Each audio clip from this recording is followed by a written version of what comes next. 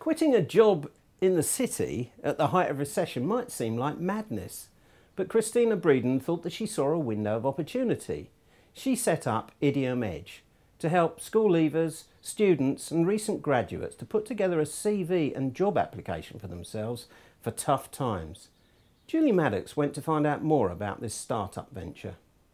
Thousands of people every day fire off numerous applications in search of their dream job. But how do they get themselves noticed by that would-be employer? After years in recruitment, Christina Breaden knows how to get to that all-important interview stage and helps others to do that through her company, Idiom Edge. My younger sister graduated from university, went away travelling, came back and started doing job applications and started asking me if I could help her with her CV and then her cover letter and so on.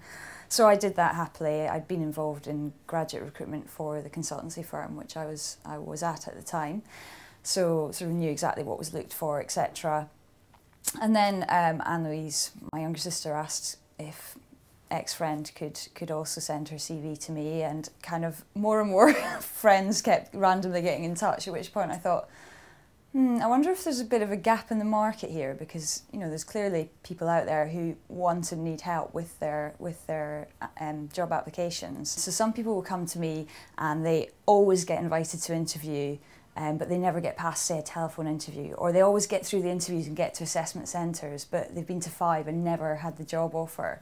So if that was the case, I would say, right, clearly we need to work on your assessment centre skills and just practice these things. And I think with the job application process, particularly interviews and assessment centres, people sort of turn up without having practice and expect to be able to perform, but in what other walk in life do we do that? We do practice and we do trial things before we go to the real event. Tell me a little bit about what it is that you're looking to get into. I'd quite like to get into marketing, possibly with newspapers or the media side of things anyway. Excellent. I think the overall view on your CV is that it's got a lot of good content. I think the key to turn this into an excellent CV is to make it much punchier and so it really jumps out at the reader, because they will spend, on average, it's about 30 seconds sort of filtering through one person's CV.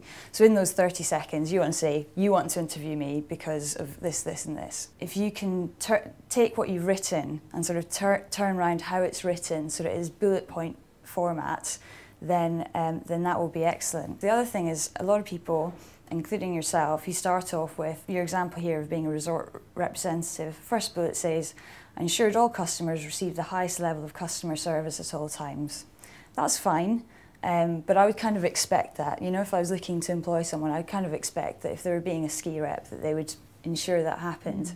I then go down and maybe your seventh sort of sentence in here says, "Won best rep in the region for excellent customer service." Wow, that is amazing.